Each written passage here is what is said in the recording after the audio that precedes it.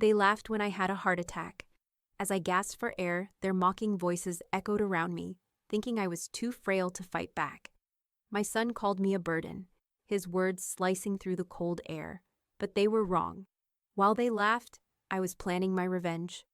And by the time my heartbeat steadied, I had crushed them in court, taking back everything they tried to steal. Before we begin, may I ask, where in this big, beautiful world are you listening from? It's always a quiet honor to know who's sharing this space. Drop it in the comments, and don't forget to subscribe. The dinner table felt uncomfortably still, the faint hum of the dishwasher in the background. A stark contrast to the tension that hung in the air. Helen sat at the head, her silver hair neatly swept back, eyes flicking from one plate to the next, barely touching her food. Her family, however, was more than willing to indulge in their usual banter. The noise of clinking forks and empty words filling the space. Mark leaned back in his chair, cracking his knuckles lazily. "Guess she's finally clocking out," he said, his voice thick with the kind of casual indifference that had made him a master at hiding behind humor. He flicked a glance at his phone, as if the entire world could wait, as if nothing mattered more than the glow of the screen. Tanya chuckled, a sound that was more mocking than amused. "Don't waste dessert." She flicked a spoonful of whipped cream from her cake and wiped it across her cheek, making a show of her disinterest. She'd always had a way of drawing attention to herself without saying much, using her body language as a weapon. Emily, sitting across from her mother, stiffened. The joke hung in the air, but there was no laughter from her. Her gaze stayed fixed on Helen, whose face had lost its usual glow, her pallor paling beneath the soft, dim light of the chandelier. Then it happened. One moment, Helen was pushing her food around with a fork. The next, she lurched forward, gripping her chest. Her breath coming in desperate gasps. Her body trembled. Her eyes, wide with panic, locked onto Emily's for the briefest moment before she crumpled forward in a heap on the table. "Mom?" Emily's voice cracked as she pushed her chair back violently, the scrape of wood against tile sounding like a gunshot in the silence. "Mom!" Her mother's chest rose and fell erratically, her lips tinged with an ashen hue. Panic surged through Emily's veins. She lunged for the phone, fingers shaking as she dialed 911. "Stay with me, Mom," Emily whispered, her voice strained. "Please don't leave me. Don't you dare leave me." In the background, Mark's voice, too, broke through the moment, only it was far more detached. "She'll be fine," he said, his words coming out like a bad joke, his hand still lazily swirling a glass of wine. "You know how dramatic she gets." Emily's eyes flashed, a sudden fury igniting in her chest. Her mother was dying, and Mark was still playing games. But before she could say anything, the door to the kitchen burst open. Ruth, her mother's oldest sister, rushed in, her face a study of panic and urgency. She didn't need to ask. The scene was clear. 911's on the way, Emily gasped, feeling helpless as she knelt beside Helen. Her hand shook as she stroked her mother's frail hair. "Hold on, Mom. Please." The ambulance arrived in a blur of red lights, the sirens screaming through the quiet suburban street. The paramedics worked quickly, moving Helen onto the stretcher with an efficiency that made Emily's stomach churn. Ruth, wide-eyed, stood near the doorway, not knowing what to do. She reached out and touched Emily's shoulder. "I'll meet you at the ER," she said quietly, her voice cracked. "Don't leave her," Emily pleaded, a thread of desperation tightening in her voice. "Please, Ruth. Please." "I won't," Ruth promised. The drive to the hospital was a haze, a blur of flashing lights and the heavy scent of antiseptic. By the time they reached the ER, every second felt like a year, the air thick with fear. The emergency room doors swung open, and Helen was whisked away into a flurry of movement, leaving Emily standing in the hall with nothing but silence and an empty space beside her. Ruth arrived moments later, rushing past Emily, who was too exhausted to move. Minutes turned into hours, Emily's hands clenched into fists, her body rigid with anticipation and dread. Ruth sat beside her, but neither of them spoke. What could they say? The family dinner, the cruel jokes, the laughter, it had all led them here. Eventually the doors opened, and a nurse emerged. "She's stable," the nurse said quietly, her eyes softening when she saw the relief flood Emily's face. "She's going to need a heart stent." But she made it through. Helen had survived. But at what cost? "She'll be all right," Ruth said quietly, a hint of both relief and bitterness in her voice. But Emily knew something that Ruth didn't. They would never be the same again. The fear, the betrayal, the heartache, they had all been laid bare in that one moment. She pressed her hand to her chest, feeling her own heartbeat echoing the one she had nearly lost. The fight had only just begun. The sterile hospital room felt suffocating. The hum of the machines, the faint beep of the heart monitor, each sound amplified by the stillness, a cruel reminder of how fragile things had become. Helen's body, propped up by pillows, felt foreign to her, heavy and weak. Her head ached with a dull throb, and the morphine haze was only just beginning to lift. The world seemed far away, blurred at the edges. Emily sat by the bed, her face blotchy from tears, her hands twisted together in her lap. She looked at her mother, her eyes filled with a mixture of guilt and helplessness. The tension between them, unspoken but suffocating, hung in the room like a dark cloud. Helen's eyes fluttered open slowly, trying to focus, and for a moment she didn't speak. "I'm so sorry, Mom," Emily whispered, her voice breaking. I didn't realize. I didn't see how they were treating you. I should have done more. I should have protected you." Helen's eyes flicked toward Emily, but the soft, weak smile that tugged at her lips wasn't for comfort. It was a resigned, painful acknowledgement. Helen wanted to speak, but her mouth felt too dry. The words stuck somewhere between her mind and her lips. Emily leaned forward, her voice trembling. "Please don't be angry with me. I never meant for things to get this way." But Helen couldn't respond. The morphine fog clung to her, dulling the sharpness of her mind, making the world seem like it was miles away.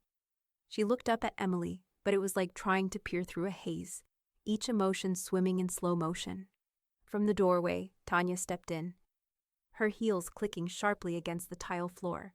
She gave a quick, glancing look at the scene unfolding, her sister's fragile state, the tear-streaked face of Emily, and a thin smirk tugged at the corner of her mouth. She didn't seem to notice the gravity of the situation at all. "She won't remember much," Tanya said, her tone detached, almost too casual. "It's the morphine fog, you know. She won't even recall any of this. Might as well save your apologies." Helen's gaze shifted toward Tanya. The laughter, the cruel laughter that had echoed through the dinner table, the mocking comments, the jokes made at her expense, they still burned in Helen's mind, as sharp as if they had just been spoken. Her fingers twitched, and slowly, almost painfully, she reached for the notepad on the bedside table. Her hand shook as she gripped the pen, her fingers unsteady, but she pressed on. The words came out in a jerky, almost illegible scrawl. "Remember their words." Emily's breath caught in her throat. She saw the note and felt her heart drop. Helen had heard them, despite the morphine, despite the fog, despite everything. The cruelty that had been hidden beneath the jokes, beneath the smiles, hadn't escaped her mother. "I'll make them regret it, Mom," Emily said, voice barely above a whisper, her eyes glistening with new tears. She took Helen's hand gently in hers, brushing her thumb across her mother's knuckles. "I won't let them get away with this." Helen turned her head slightly, the effort visible on her face, but her eyes shone with a fierce resolve. It was as if the fog had lifted, and for a moment she was clear again. "Don't let them bury me early," she rasped, her voice a fragile whisper. The words felt like a warning, a command. It was a promise Helen had made to herself long before the heart attack, and now, in this fragile state, it burned with the same intensity. Ruth, who had been standing quietly in the doorway, stepped forward, her eyes searching Helen's face. She had known her sister for decades. This was no time for mercy. Ruth understood, perhaps more than anyone, that the fight was only beginning. "Don't you worry," Ruth said, her voice steady, her presence like a rock against the storm. "We'll make sure they can't bury you, not in the dirt, not in their lies. We'll bury them in the truth." Helen's lips parted slightly, and there was a small, knowing smile. The morphine still had her in its grip, but the weight of the moment, the decisions that were yet to come, hung heavy in the air between them. "They'll regret laughing," Helen murmured, her voice barely a breath. but there was no mistaking the intent behind the words. A promise, a prophecy. And something else, something far darker that hadn't yet come to light. Her eyelids fluttered as fatigue set in once more, and she drifted back into the haze, her body exhausted, her mind simmering with the need for vengeance. But Emily, Ruth, and Tanya, whether they realized it or not, had crossed a line. They would regret this moment. They had set into motion a force they couldn't control. The laughter they had thought would silence Helen had only ignited something more dangerous than they could ever have imagined. The war was just beginning, and this time, Helen would be the one to have the last word. Helen's fingers trembled as she sat at the kitchen table, the faint glow of the afternoon sun filtering through the blinds, casting long, jagged shadows across the counter. The bank statement lay in front of her, a harsh reminder of the betrayal that had quietly unfolded in the days after her heart attack. The words on the paper blurred together for a moment, but she forced herself to focus, her eyes narrowing as she scanned the transactions. Her pulse quickened as she saw it, the withdrawal, $3,800. It had been made just a few days after the ambulance had whisked her away from the dinner table, the one moment that had shattered everything. Mark's name appeared on the transaction. For hospital expenses, it read. Helen felt the blood drain from her face, the anger boiling up from somewhere deep inside her, mixing with the bitter taste of betrayal that had only grown more pungent over the past few days. The money was gone, just like that. No receipts, no justification. Just Mark's careless fingers swiping what he could while she fought for her life. Her breathing became shallow, but her mind raced, running through the possible scenarios. It wasn't just the withdrawal, it was the timing. The cold, calculated timing. Right after she collapsed, while Emily was panicked and Ruth was rushing to the ER, while everything had been falling apart, Mark had been taking money from her account, acting as if he could get away with it. There was more, though. She flipped the page, and her eyes widened when she saw Tanya's name. Another transaction, just hours after Mark's, this time for a much smaller sum, but no less significant. $200 for jewelry, bought online. Helen's heart squeezed in her chest, the sick feeling creeping up her throat. Jewelry, after her collapse, after all the chaos. While her life hung in the balance, Tanya had been picking out rings, necklaces, things she didn't need, didn't deserve. They said you wouldn't notice. Emily's voice broke through the haze of fury that clouded Helen's mind.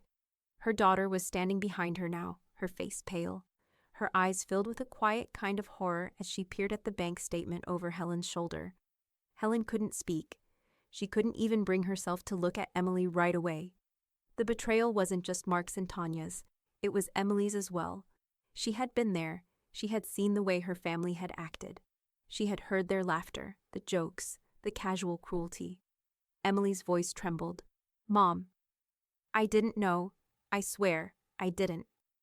Helen's fingers clenched around the paper, the edge of it digging into her palm. The anger was cold, methodical, a slow-burning rage that threatened to consume her.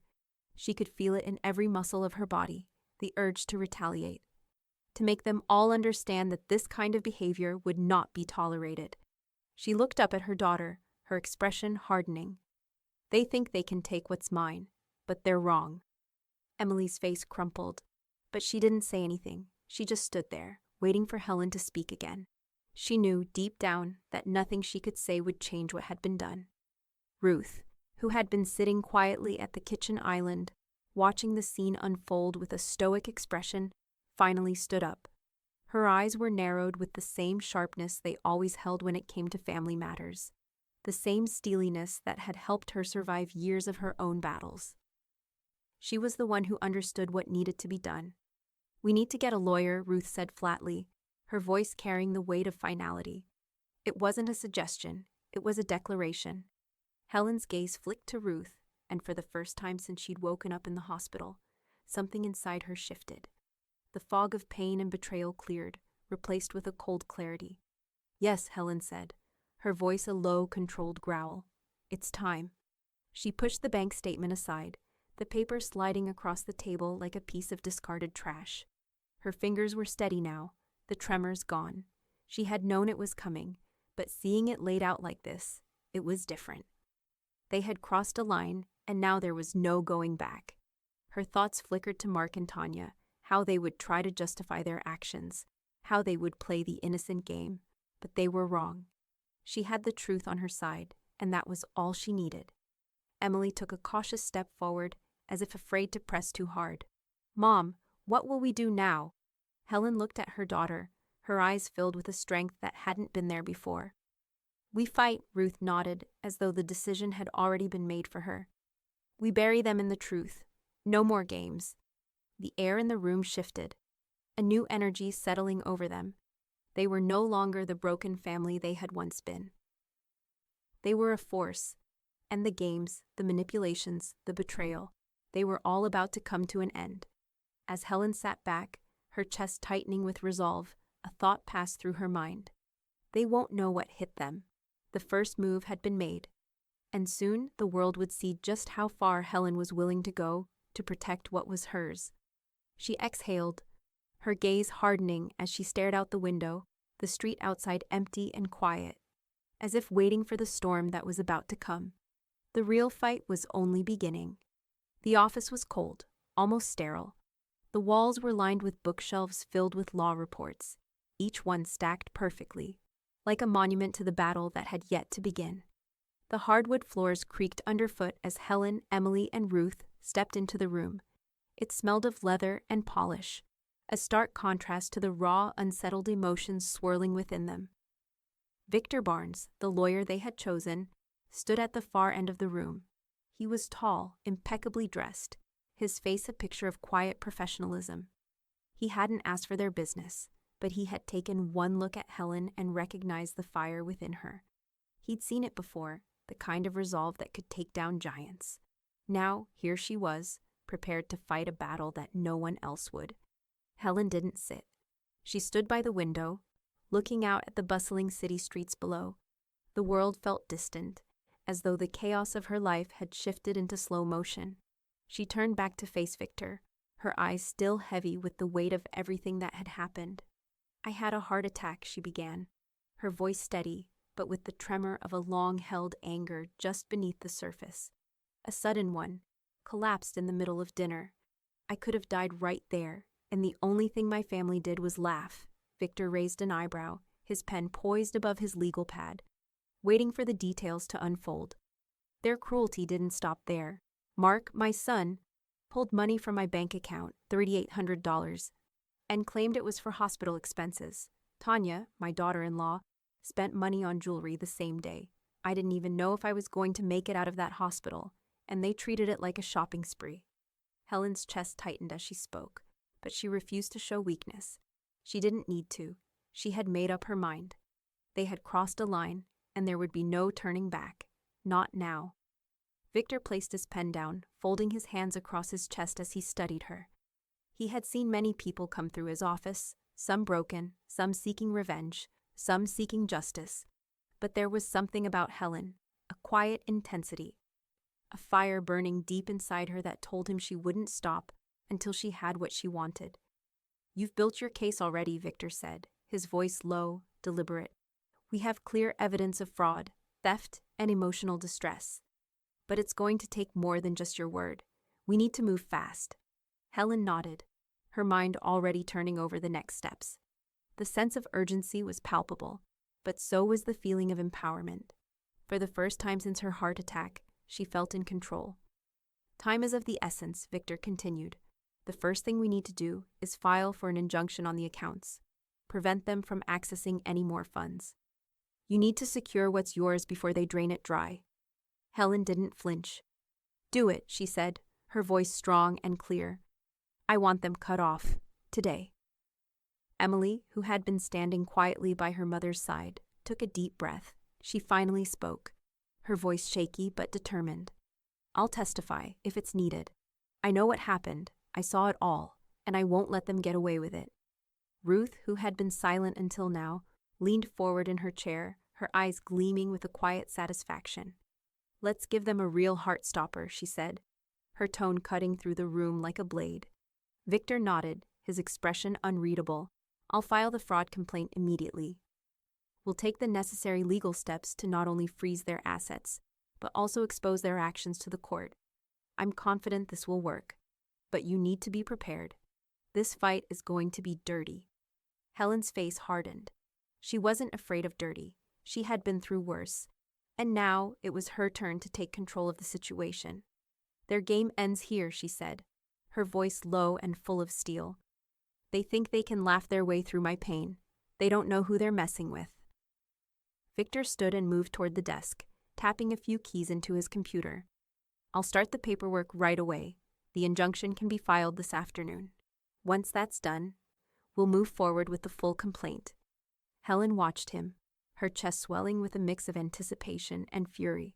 She had thought about this moment every day since her heart attack, the moment when she would stop being the victim and start being the force that would tear their lives apart. Ruth's eyes met hers, a silent understanding passing between them. This was more than just money. This was about dignity. This was about power. The family that had betrayed her was about to learn that Helen wasn't someone to be underestimated. Helen's gaze flickered toward Emily, who stood beside her, her hands clenched tightly in front of her. The support of her daughter was invaluable. But Helen knew there was no turning back. She was no longer just fighting for herself. She was fighting for everything she had lost. Victor, Helen said, her voice firm, make them regret every single thing they've done. He didn't need to be told twice. The wheels were already in motion. As he moved toward the phone to make his first call, the air in the room shifted once again, heavy with the weight of the decision that had been made. Helen knew that this was just the beginning. The real battle had only just started, and it would take everything she had to win. But she was ready to fight for her life, for her dignity, and for the family that had turned their backs on her. The war was on, and this time, she wasn't going to lose.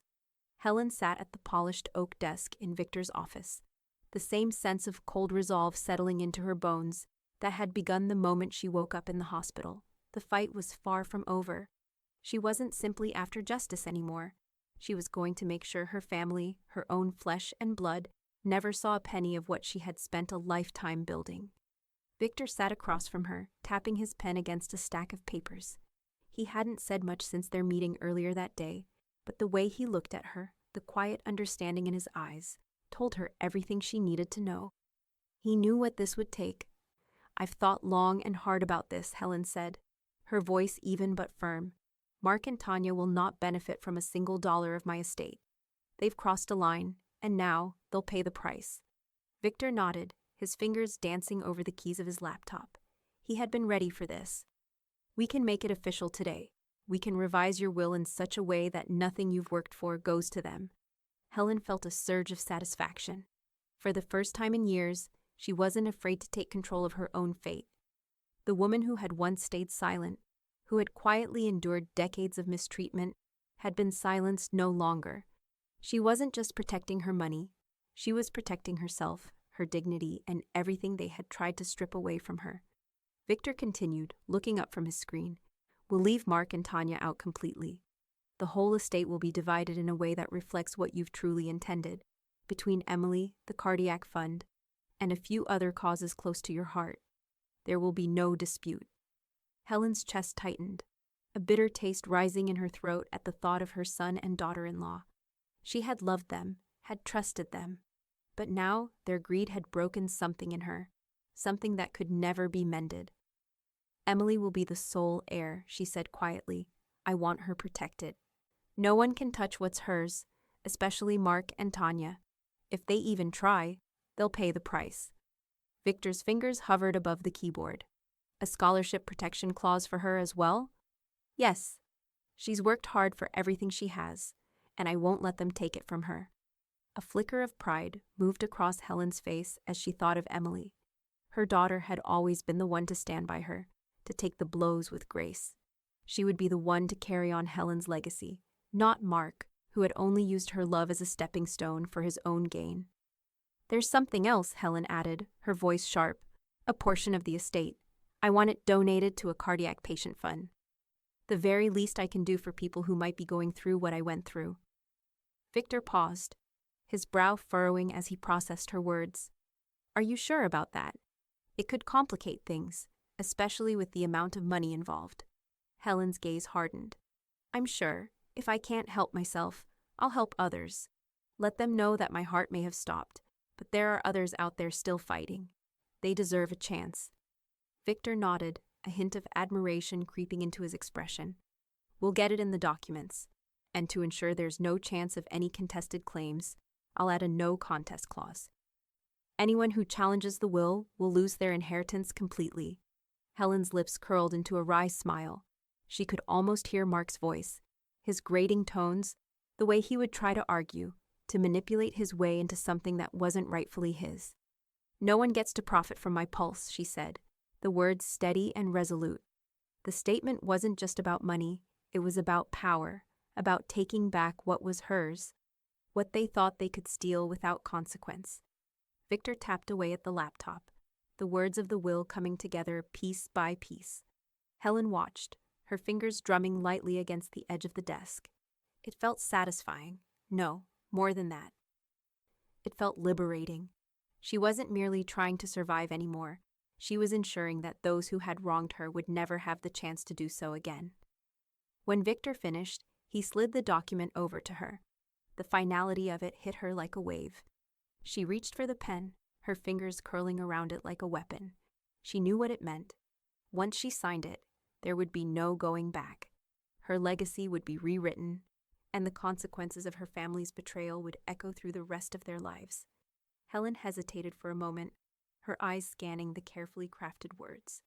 Then, with a sharp inhale, she signed her name at the bottom.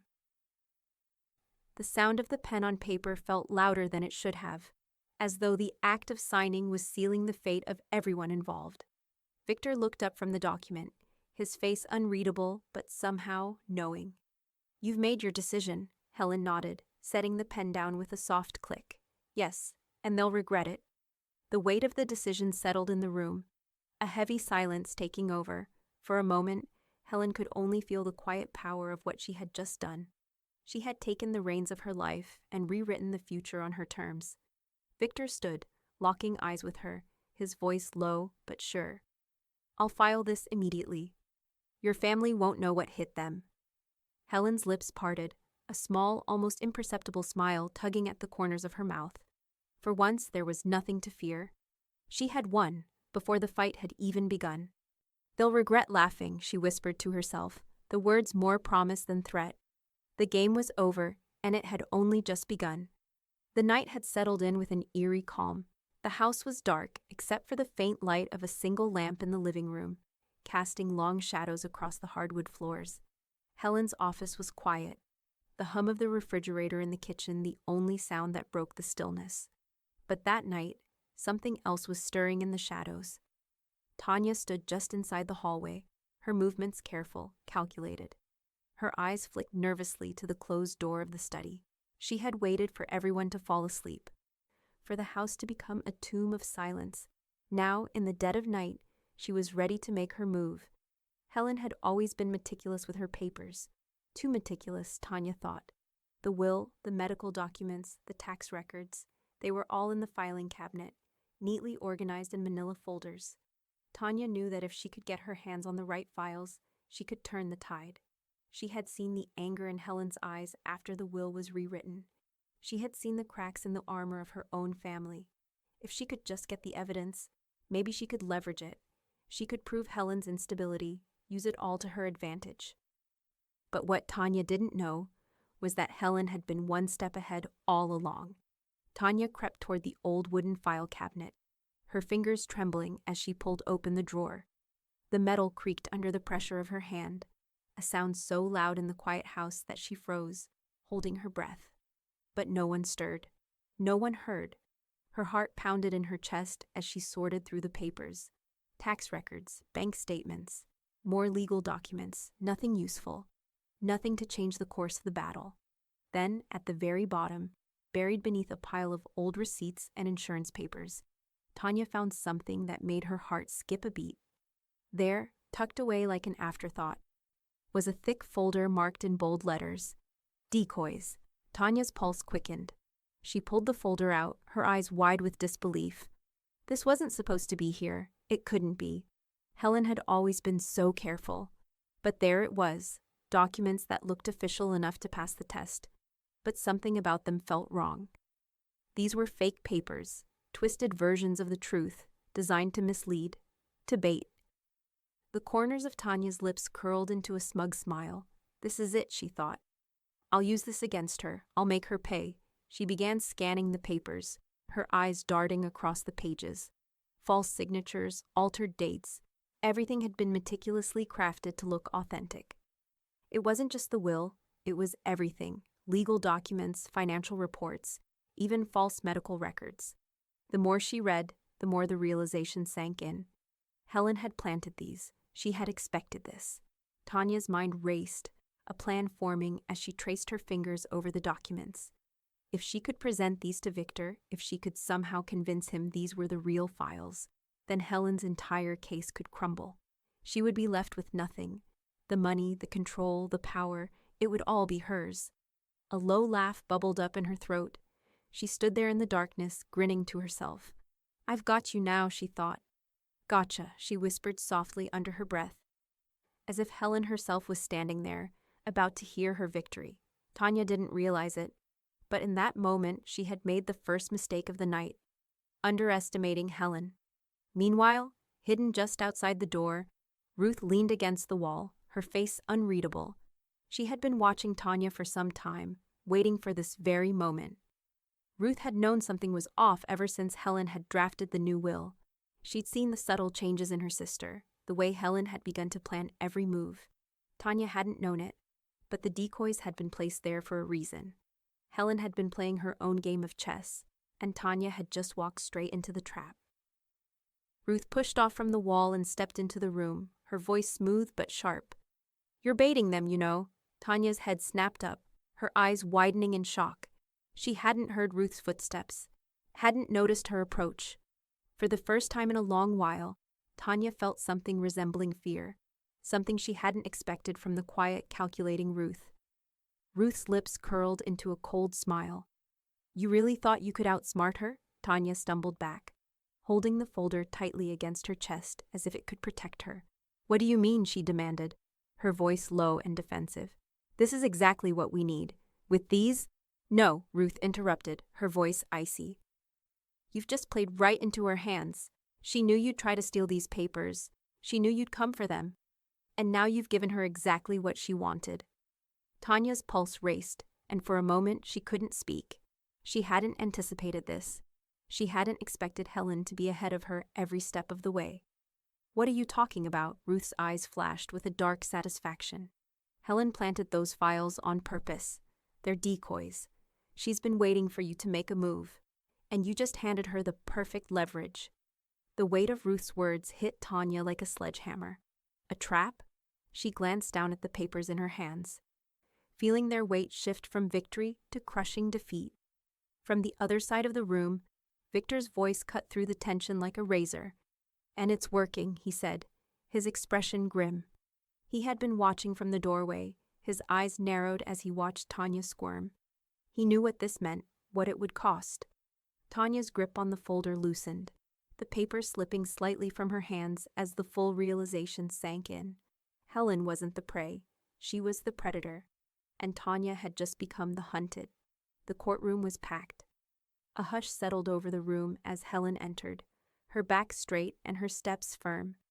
The air was thick with tension, the smell of old wood and polished furniture, the soft murmur of conversations quickly dying down as the judge entered. Helen's heart didn't race, but it thrummed steadily, each beat a reminder that everything she had fought for was now on the line. At the front of the room, Mark stood, arms crossed, his jaw clenched so tight that it looked as though it might snap. He glared at his mother from across the room, the rage in his eyes unmistakable. Beside him, Tanya sat stiffly, her face carefully composed, though her eyes darted anxiously toward Helen. The faintest flicker of doubt passed through Tanya's eyes as she caught the strength in Helen's posture.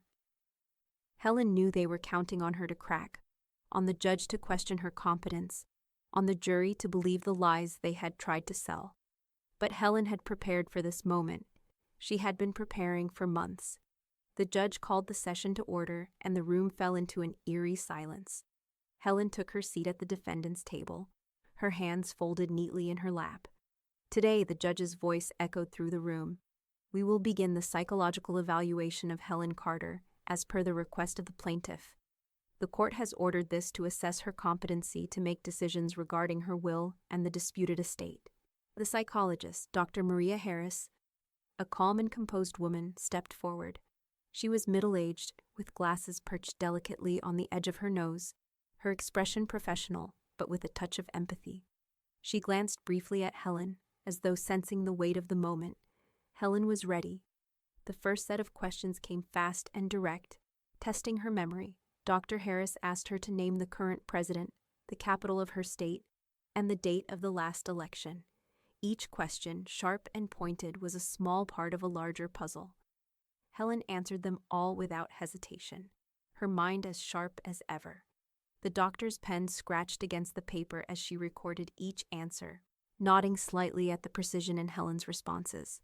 "Now, Helen," Dr. Harris said, her voice smooth but analytical, "let's move to a logic problem. If I give you a sequence of numbers, can you tell me what comes next?" Dr. Harris recited the numbers: 3, 6, 9, 12, 15. Helen smiled faintly, her mind already working. 18, she said calmly, looking Dr. Harris directly in the eyes. "It's an arithmetic progression, adding 3 each time." Dr. Harris nodded again, scribbling down her response. Next came more abstract questions. How did Helen feel about the future of her estate? Did she understand the implications of her will? And how did she feel about the relationship with her son, Mark? Who was challenging her competence? Each question was a small jab, designed to provoke emotion or make Helen question herself. But it wasn't working. She remained poised, her answers clear and concise, her mind unwavering. "She's fit, aware, and strong-willed," Dr. Harris finally said, her tone matter-of-fact. She looked at the judge, who nodded his approval. "There's no indication of any cognitive impairment. Her memory, logic, and emotional responses are all within normal, healthy parameters for a woman of her age." Helen sat back in her chair, the weight in her chest slowly lifting. She had known all along that she was capable. She had prepared herself for this, rehearsed it in her mind for hours. There was nothing to fear from a test of her mental competence. She was in control. But across the room, Mark's face reddened as he clenched his fists. His mouth tightened, as though he was holding back a torrent of frustration. His plan had been to exploit her, to paint her as weak, unfit to make her own decisions. Now, it seemed, his strategy was unraveling before his eyes. He was losing control. Tanya, seated next to him, leaned in close, her voice barely a whisper. "She rehearsed," she murmured, a venomous edge to her words. She knew exactly what they'd ask. Mark's eyes flicked toward her, a mix of disbelief and fury. He shook his head slowly, his mind working to come up with a new angle. "It's not over," he muttered under his breath. "We'll find a way." But it was too late. The cracks in his armor were beginning to show, and Helen felt a rush of satisfaction. Her mind was sharp. She had passed their test, and now it was her turn to make them pay. As the session broke for a brief recess, Helen stood, her back straight, and turned to Emily, who had been sitting quietly at her side throughout the entire procedure. Emily stood up and wrapped her arms around Helen, pulling her into a tight hug. For a moment, Helen felt her daughter's warmth, the soft relief in her touch. "You did it, Grandma," Emily whispered into her ear, her voice thick with emotion. "You showed them." Helen squeezed her tightly, feeling the tears prickle at the back of her eyes. She hadn't let them break her. And now, she wouldn't stop until they had nothing left. "They won't know what hit them," Helen murmured, her voice strong and steady, despite the emotions welling up inside. "This fight is mine, and I'm winning." The room was still, the tension mounting. There was no turning back now. The courtroom buzzed with a quiet intensity as the recess ended, and everyone took their seats again. Helen, calm and composed, sat next to Victor, her fingers curled around the edge of the table. Across the room, Mark and Tanya looked tense, their faces drawn tight with anger and frustration. The judge's gavel came down sharply, calling the room to order. Victor rose, standing tall and confident, as he walked to the front of the courtroom. His eyes scanned the room before settling on the judge. He had been meticulous in preparing his case, and now it was time to expose the truth. Your Honor, Victor began, his voice steady and authoritative. We have clear evidence of fraud, financial theft and exploitation of my client, Helen Carter, by the plaintiff, Mark Carter, and his wife, Tanya. The air shifted, the weight of the words sinking into the courtroom. Mark stiffened, his jaw tightening as if he'd been struck. Tanya's face paled, and her fingers fidgeted nervously with the edge of her sleeve. Victor clicked a button on the screen behind him, bringing up a series of bank records. The first transaction appeared. $3,800 withdrawal from Helen Carter's account. Hospital expenses. Victor's voice rang out, each word measured for maximum effect. This, Your Honor, was withdrawn just days after Helen's heart attack. Mark claimed it was for hospital expenses, but no receipts were ever provided. No records. Just a large sum taken without authorization. The judge's eyes flicked to Mark, his expression hardening. Mr. Carter, do you care to explain this? Mark opened his mouth, but the words caught in his throat. He closed it again, his eyes darting around as if searching for a way out. His usual arrogance had crumbled, replaced by the cold weight of undeniable truth. Victor clicked again, and another transaction appeared. 1,200s. Tanya Carter, jewelry purchases. The silence in the courtroom was suffocating. Tanya's face flushed crimson as she looked down, unable to meet anyone's gaze. The judge's eyebrows shot up, his lips pressing into a thin line. Jewelry? The judge asked, his voice clipped, his disgust clear. Victor turned to Helen, who was sitting motionless, her gaze steady, watching the scene unfold without a hint of emotion. She had seen this before. She had known this would come to light, and it wasn't going to break her, not now, not ever. This was the day after my mother's collapse, Your Honor. While her life was in jeopardy, Tanya was buying jewelry, Emily's voice rang out, sharp and cutting through the tension. She stood beside Victor now, holding up a small portable speaker. And I have a recording. The courtroom fell into a tense silence as Emily hit play. The voices of Mark and Tanya filled the space, clear and unmistakable. Mark's voice was first, mocking, cruel. Guess she's finally clocking out. She'll never even remember the check I wrote for that hospital bill. We're getting what's ours, Tanya. It's about time. Tanya's laughter followed, hollow and bitter. Don't waste the dessert. We've got what we came for. A gasp rippled through the courtroom. Helen's expression never changed. She had known it was coming. She had heard those words before, but to hear them in front of the judge, to know that the entire room had now heard the contempt that her own son had for her, it was a pain too deep for words. Mark's face twisted in anger as he leaped to his feet. This is a lie, a setup, his voice cracked, betraying the panic he was trying to hide. This is nothing but a cheap trick. Victor, unshaken, turned to the judge. It's not a trick, Your Honor. It's the truth. He gestured to the bank records on the screen. The evidence is clear. Mr. Carter and his wife have exploited Helen for their own gain. And now they have the audacity to belittle her in her time of need. The judge's gaze flicked from Mark to Tanya, then back to Victor, his lips tight with barely contained disgust. He turned to Mark. You will have a chance to respond, Mr. Carter, but I would advise you to be very careful with your words. Tanya, her face ashen, leaned toward Mark, her voice a hiss. We can still fix this. We'll get out of this somehow. Just wait. Victor's voice cut through the whispers. It's not about getting out of it, Mrs. Carter. It's about facing the consequences of your actions.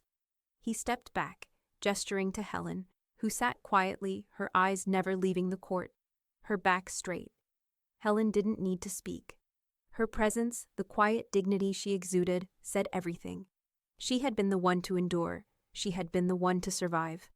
And now it was time for them to face the truth.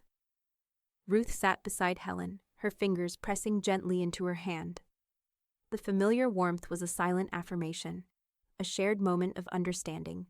Helen's gaze shifted to Ruth, a brief but meaningful exchange passing between them.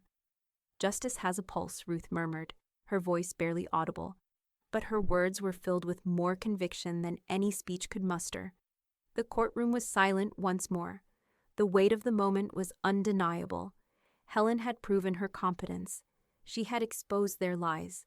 and she had shown the world that no matter how hard they tried to break her, she would always rise. Mark and Tanya had made one mistake after another, but the biggest one of all was underestimating the woman who had spent her life being silenced. Helen had fought back, and now she would make sure they never silenced her again. The judge's gavel came down, and for the first time in the trial, the sound felt like the beginning of the end. It was over. Or perhaps just the beginning of the reckoning. The courtroom was filled with the low murmur of spectators, all holding their breath, waiting for the judge's final verdict. The atmosphere felt charged with anticipation, as if every moment of this trial had led to this one pivotal instant. Helen sat at the defendant's table, her fingers interlaced, her posture unwavering, her gaze fixed firmly ahead. The weight of the last few weeks was heavy in her chest, but her resolve was ironclad. Today she was not just a woman in a fight for what was rightfully hers. She was a woman who had taken back control of her life. Mark and Tanya, on the other hand, were sitting stiffly, their eyes darting nervously between each other and the judge. Mark's fists were clenched, his knuckles white with the tension that had been building for days.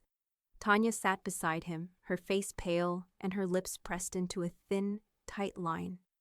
They had been confident, overconfident, but now, after the damning evidence, after the recording, after their every move exposed, the reality was setting in.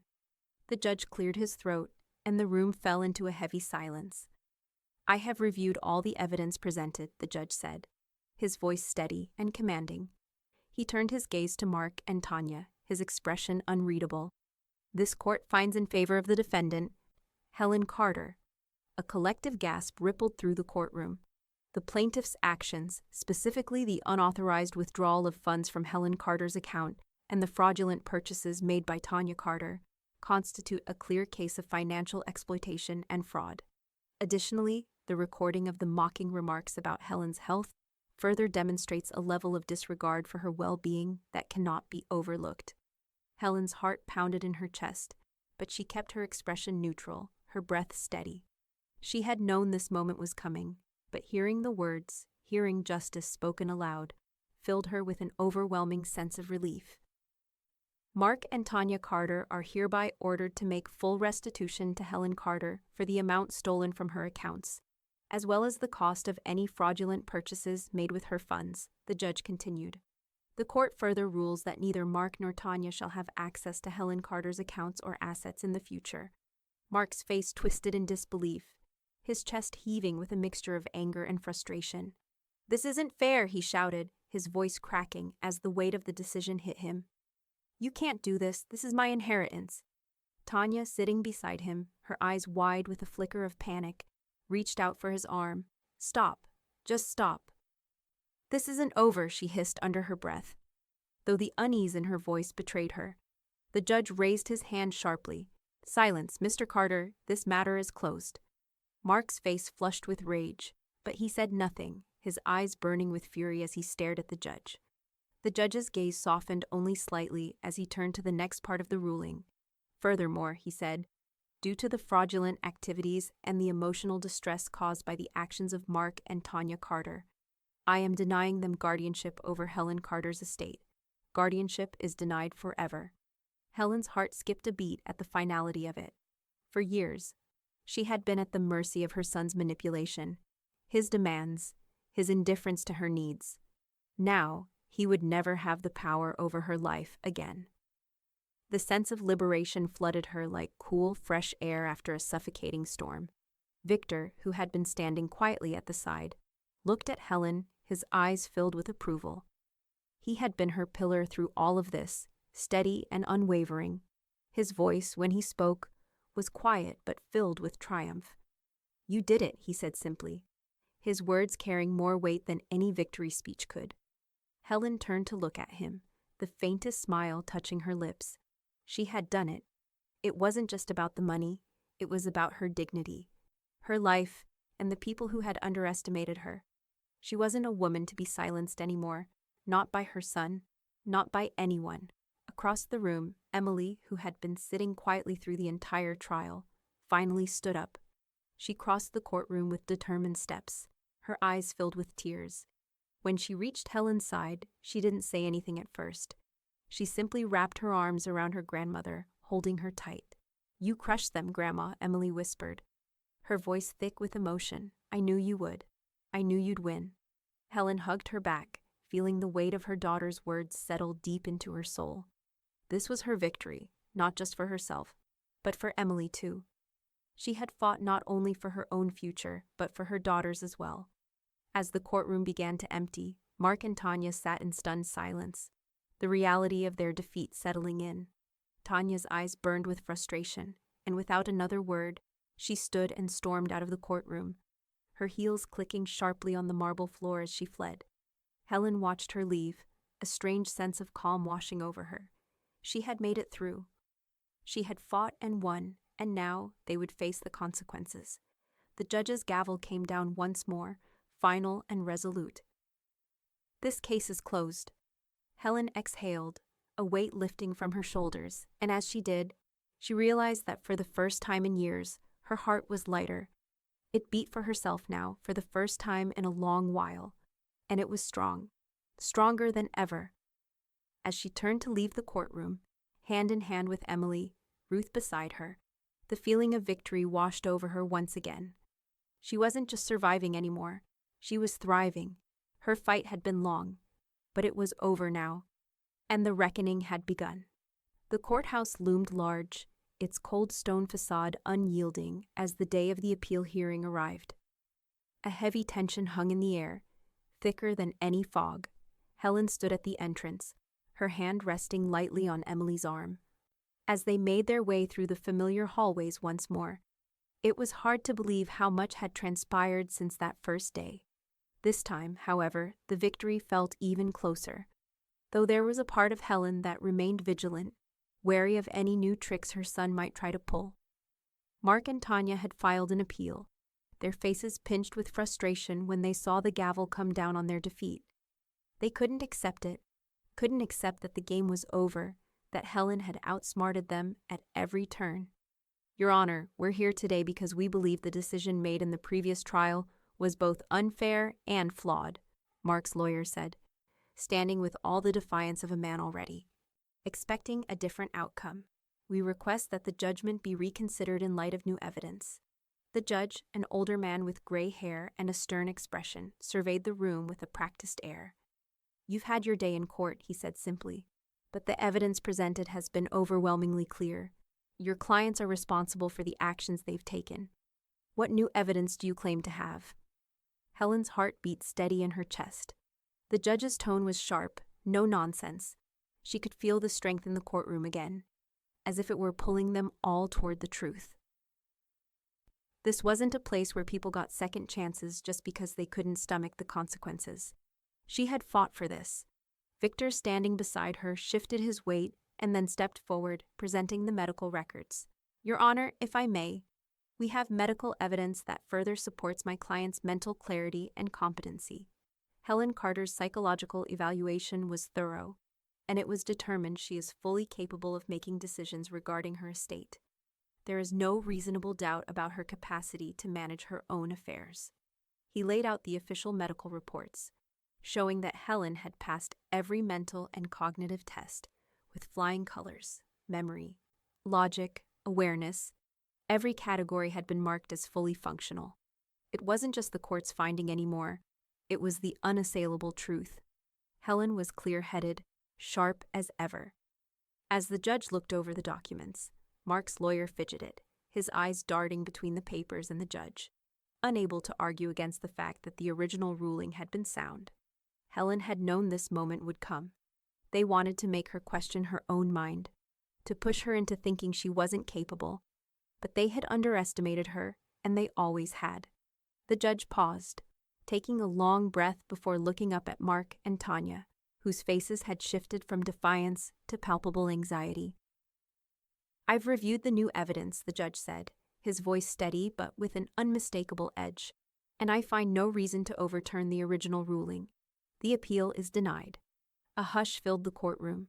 There was no shock, no drama in his voice, just the weight of finality, delivered with the surety of a man who knew he was closing a door they would never open again. Helen stood tall, her hands at her sides, a quiet but fierce satisfaction in her heart. This was the last gasp, she knew it. Mark and Tanya had thrown everything they had at her, and in the end, it wasn't enough. That's the last gasp, Helen murmured under her breath, her words just for herself. She had watched them try to tear her down, to bury her in their lies, but today they were standing at the edge of their defeat. Across the room, Emily sat silently, her eyes wide as the judge spoke, and then, as if on cue, she gave a small, soft clap. It wasn't a loud celebration, but the quiet acknowledgement of a long-fought battle finally coming to its natural end. Helen turned toward her daughter, a smile that was as soft as it was powerful on her lips. "Thank you, my love," she said, her voice thick with emotion. Emily's eyes glistened as she nodded, standing up beside her grandmother and giving her a brief, tight hug. Ruth, always the solid presence by their side, let out a soft chuckle, her hand lightly pressing against Helen's. "Game over," Ruth said, the words laced with her usual dry wit. But there was no mistaking the satisfaction in her tone. They had won, and they had done it together. Mark and Tanya stood frozen, their faces dark with anger and disbelief. Tanya's hands were shaking, clenched so tightly that her knuckles were white. Mark's fists were balled at his sides, his chest rising and falling with a mixture of frustration and humiliation. They had underestimated Helen once, and it had cost them everything. The judge banged his gavel once more. "This case is closed," he said firmly, signaling the finality of the proceedings. And with that, it was done. Helen turned away from the courtroom, her steps purposeful. The weight of the fight finally lifted from her shoulders. She had fought not just for her money or her estate, but for something far more important, her dignity, her freedom. And now, as she walked out of the courtroom, hand in hand with Emily, the world felt brighter. The reckoning was over, and Helen Carter had come out on top. The office was quiet, the only sound the soft scratch of the pen against paper as Victor finalized the details of the irrevocable trust. Helen sat across from him, her fingers resting lightly on the edge of the desk, her posture as unyielding as it had been throughout this entire journey. The heavy wooden table between them felt like a symbol of everything she had fought for, her dignity, her power, and now, the future she was securing for herself and Emily. Victor adjusted his glasses, focusing on the document before him. "We've outlined everything in detail, Helen. Emily will be the sole heir, with full rights to the estate. The charity fund will co-benefit from the trust, ensuring that part of your legacy helps those who need it most. We've included the no contest clause, ironclad, just as we discussed. No one can challenge this without forfeiting their share." Helen exhaled slowly, her gaze shifting between the document and her daughter, who stood quietly beside her. Emily's eyes were bright with both pride and uncertainty. The weight of the moment hung in the air like a thick fog, but there was no hesitation in Helen's heart. This wasn't just about securing money, it was about securing a future where she had control, a future where she and Emily could live without fear, without the shadow of betrayal looming over them. Victor slid the final page across the table. "Everything is in place. All that's left is for you to sign, and it's done. The trust will be irrevocable. Mark and Tanya will have no claim to anything." Helen's fingers hovered above the paper, her eyes scanning the words one final time. She knew what this moment meant. The trust would stand as her final statement, her declaration that no one could take what was hers, not her son, not her daughter-in-law. It wasn't just her wealth, it was her legacy. And now Emily would carry it forward. "I'm ready," Helen said, her voice steady, her breath even. She had built something here, something permanent, something unshakable. Victor passed her the pen, and she took it with a sense of finality. The ink flowed smoothly across the page as she signed her name. The action felt small, but to Helen, it was everything. With that one stroke, she had secured a future that would never be taken from her again.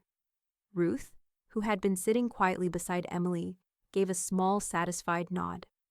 "Signed and sealed," she said, her voice filled with the satisfaction of someone who knew the weight of what had just been accomplished. "This is your victory, Helen. No one can take it from you now." Helen set the pen down, her hand trembling slightly, not from fear but from relief. The weight of the past few months had been heavy, and now, with the trust signed and in place, that weight was finally lifted. Victor stood and shook her hand. "Congratulations, Helen. This is the beginning of something new. The beginning of a future where you are in control." Helen smiled faintly, but her thoughts were already turning to Emily. She turned to her daughter, who had been watching the entire process in silence, her expression a mix of pride and uncertainty. "Your heart beats safe," Emily said softly, her voice barely above a whisper. But the words carried a weight that echoed in Helen's chest. "We did it, Grandma." Helen's chest tightened at the sound of those words. We. It hadn't been just her fight. It had been theirs. Emily had stood by her side every step of the way, unwavering in her support. For the first time in a long time, Helen felt a sense of peace settle deep within her. "I couldn't have done it without you," Helen replied, her voice thick with emotion. She reached out, pulling Emily into a tight embrace. For a brief moment, the world outside disappeared, and all that mattered was this: her daughter, her legacy, and the future they had secured together. The world had tried to break Helen. The people she had loved had betrayed her, stolen from her, and laughed at her pain. But they had underestimated her. They had underestimated her strength, her resolve. Now she was free. And for the first time in years, she wasn't just surviving, she was thriving. With Emily by her side, the future was bright. The trust was more than just a legal document. It was a declaration that Helen had built something unshakable, something that would endure long after the last page of the court transcripts had been written. No one would ever take from her again. No one would ever silence her again. And as Helen stepped away from the table, her fingers gently brushing over the signed trust, she knew that this was only the beginning. The reckoning had come and gone, but her story, their story, was just starting to unfold. And it was going to be a legacy that would last. The house was quiet, too quiet. The flickering light of the fireplace cast long shadows against the walls, and the crackle of the flames was the only sound that broke the stillness. Helen stood before the hearth, a letter clutched tightly in her hand, its contents already known by heart. She had read it over and over, each word like a slap in the face, each sentence a reminder of everything she had lost. It was from Mark, a final attempt at manipulation, a plea for forgiveness, or maybe a way to salvage what was left of his dignity. He had written to her, asking for one last chance, pleading with her to reconsider the trust, the will, everything. He swore that he'd changed, that the money didn't matter anymore. But Helen knew better. She had seen the lies, the deceit in his eyes. This letter was just another attempt to worm his way back into her life, into her fortune. But not anymore. She took a deep breath, staring at the paper as the fire crackled in the hearth. It wasn't the first time she had been tempted to throw his words away, to discard them as the trash they were. But now, after everything, the trials, the betrayals, the final victory, Helen knew it was time for the last shred of him to go. It was time to let go of all the anger and manipulation that had clung to her for so long. Slowly, methodically, she held the letter over the flames.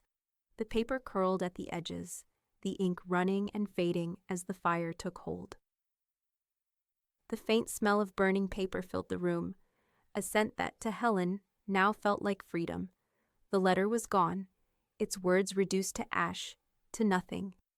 "Perfect answer," Emily's voice broke through the quiet, and Helen turned to see her daughter standing in the doorway.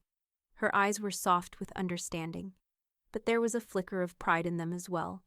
Helen smiled faintly, the weight in her chest lightening. "It's done. No more," she said, her voice calm but filled with finality.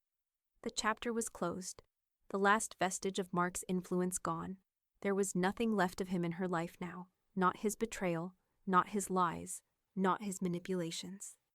Ruth, who had been sitting in the nearby chair watching the moment unfold, leaned back with a small, satisfied smile.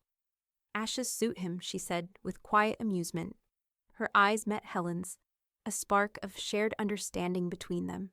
Ruth had been there through everything, the lies, the fights, the heartbreak. And now, just like Helen, she could breathe freely again. Victor, who had been finalizing the last of the legal documents in the next room, stepped into the living room, his presence calm and steady. He looked between the three women, his eyes soft with quiet approval. "The final filings are done," he said, walking over to Helen and placing a hand on her shoulder. "It's all over. There's nothing left for them to hold on to." Helen let out a breath, her shoulders relaxing. She had fought, bled, and lost so much. But now, as she stood here, in the warmth of her home with Emily and Ruth beside her, she felt a sense of peace she hadn't known in years. It wasn't just the trust. It wasn't just the victory in court. It was the knowledge that no one could ever control her again. "No more," she repeated, her voice stronger this time. Her gaze shifted to the fire, where the ashes of Mark's last attempt to manipulate her drifted up in the smoke. It was as if the fire had consumed everything he had tried to take from her, everything she had once lost. The past was gone, and the future was hers. Victor gave her a small, approving nod, his eyes warm. "You did it," he said simply. "You've built something real, a future that's yours." Helen's heart swelled at his words. For so long she had been at the mercy of others, her son, her family, even society's expectations of her. But now she was free to live her life on her terms, free to decide what mattered, what was worth fighting for, and most importantly, free to ensure that her legacy wasn't about the things she'd built, but the people she loved. With a quiet smile, Helen turned to Emily, who stood at her side. She pulled her close, wrapping her arms around her tightly. For a moment, neither of them spoke, just holding each other in a quiet, shared understanding. "You're safe now," Helen whispered, her voice thick with emotion. Emily hugged her back, her face buried in Helen's shoulder. "And so are you." Helen closed her eyes, the weight of the years, of the fight, of the betrayals, of everything melting away. The fire crackled in the hearth, and for the first time in years, Helen felt peace. It had been a long journey, but now, standing here with Emily, with Ruth, and with Victor, she knew that this was just the beginning of something new. The reckoning was over, and the legacy she would leave behind would be one of strength, love, and unwavering resolve. Her heart beat strong, steady, and free. The morning sunlight filtered through the blinds, casting thin lines of light across the living room where Helen sat. A quiet calm settling over her like the blanket of an old familiar warmth. Emily sat beside her, the sound of soft pages turning as she skimmed through a book. But there was an energy in the room, a new rhythm that hadn't been there before. It wasn't just the peace they had found after so much struggle. It was the recognition of it. The doorbell rang, breaking the silence. Helen's heart fluttered slightly, a familiar feeling of anticipation rising as she stood and moved toward the door. She wasn't expecting anyone.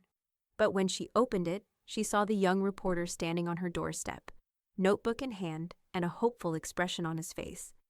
"I'm Ben Harper," he said with a polite smile. "I'm with the Willow Creek Gazette. I'm here to speak with you about your story, if you have a moment." Helen's chest tightened for just a brief second, but she nodded, stepping aside to let him in. This wasn't the first time someone had approached her for an interview, but it was the first time since the trial, the first time since her victory. She'd been asked to share her story with the world, and now it felt like it was the right time. She had nothing to hide, nothing to fear. Ben sat down across from her, his pen poised above his notepad. "If you don't mind, I'd like to start by asking you about what led up to this point. How you felt when you first realized your own family was betraying you." Helen didn't hesitate. She had already told herself she would be honest, but more than that, she knew now that her story wasn't just hers. It was a story of strength, of survival, and of reclaiming control. She leaned forward slightly, her gaze steady. "I didn't want to believe it at first," she began, her voice calm but firm. "I thought they were family. You always want to believe that. But when you realize someone you love has been using you, that's when you have to decide. Will you let them keep using you, or will you fight back?" Ben scribbled quickly, clearly caught by the power in her words. "And what was it like in that courtroom, facing your own son, seeing your family turn against you?" Helen's lips pressed together, but her voice never wavered.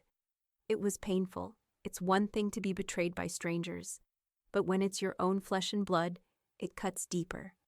But you know what? You can't let that pain control you. I wasn't going to let them steal my dignity or my life. As she spoke, she felt a sense of release. This wasn't just an interview, it was the chance to tell her story, to put everything that had happened behind her and take ownership of it. It wasn't about pity, it wasn't about being a victim, it was about triumph.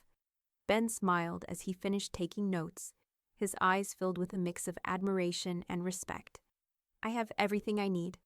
I'll make sure it's in the article. Your story, Helen. You're a true inspiration. Helen nodded, the weight in her chest lightening even further. I hope it helps someone else, she said, her voice soft but resolute. As Ben left, promising to send her a copy of the article, Helen lingered by the door for a moment, letting the words settle in her mind. It had been a long journey, more than she could have ever anticipated, but the journey wasn't over yet. Not for her. Later that week, when the Willow Creek Gazette hit the stands, Emily picked up a copy and brought it to Helen, her face glowing with pride.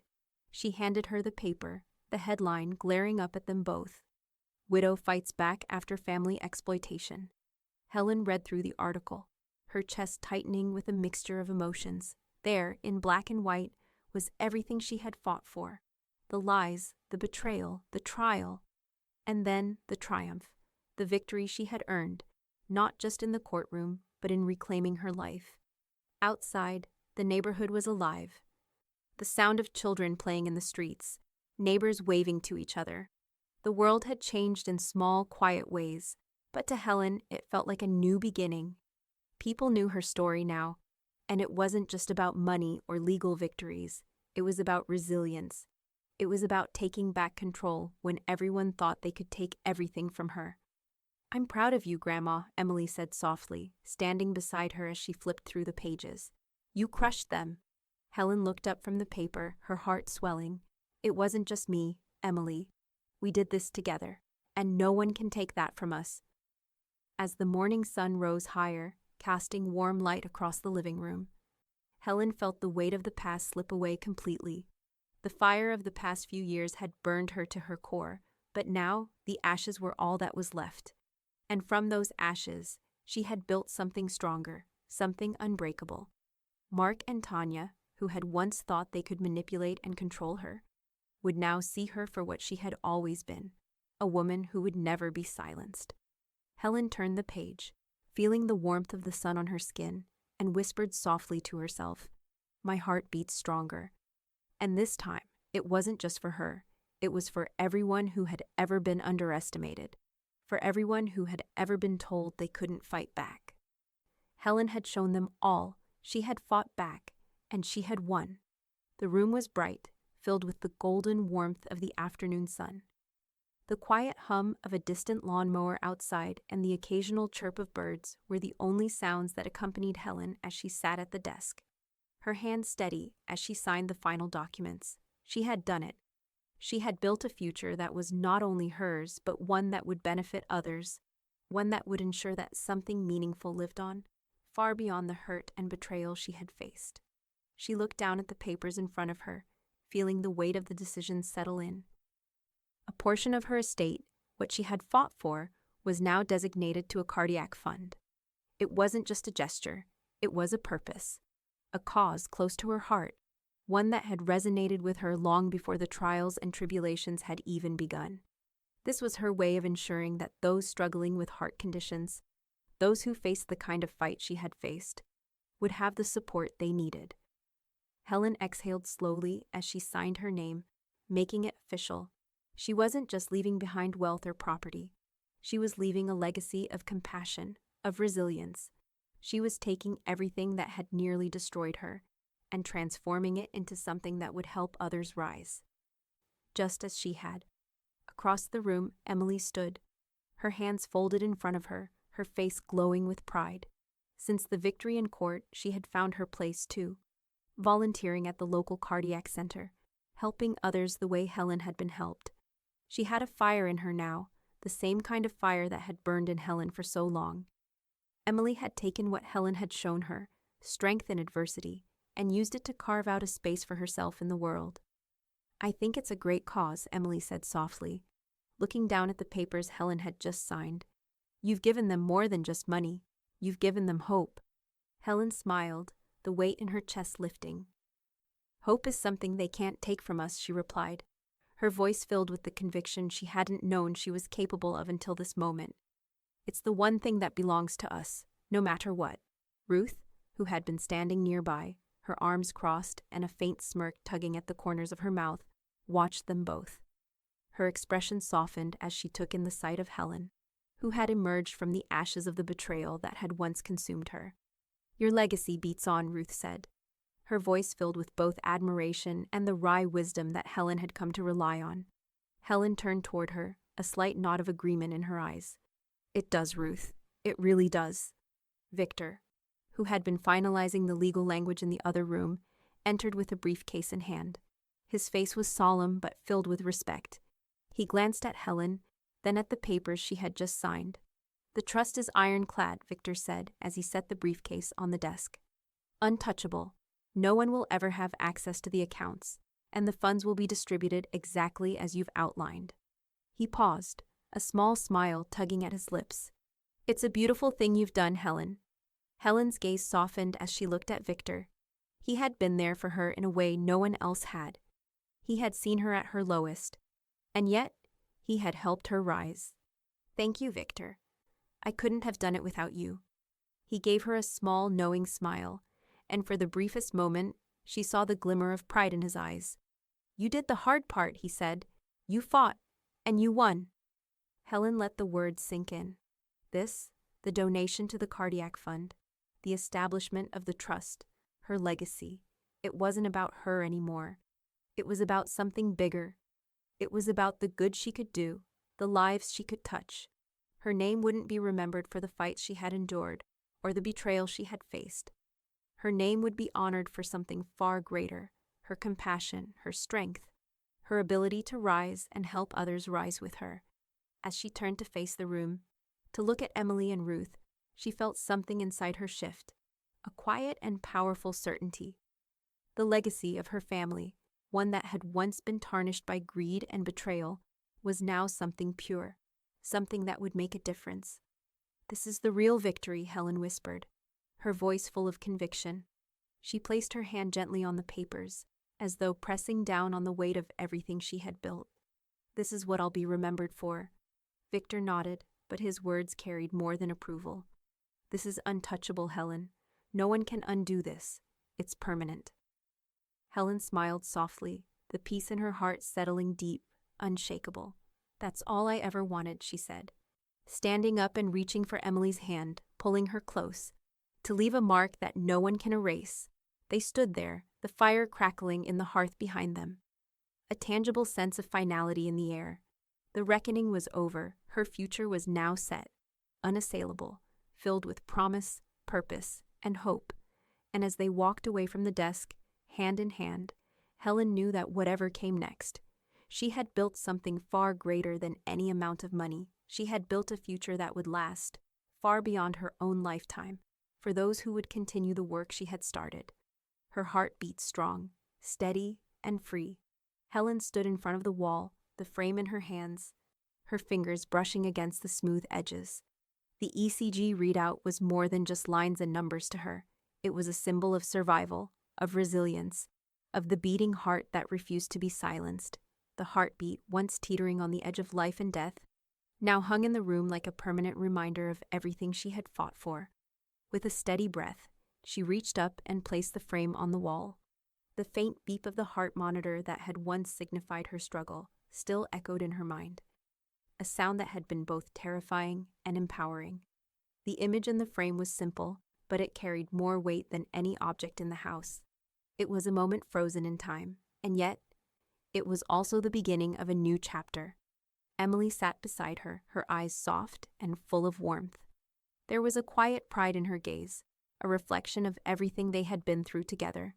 She had stood by Helen's side through the trial, through the darkest moments, and now she was here, watching as her grandmother found peace in a world that had once seemed so uncertain.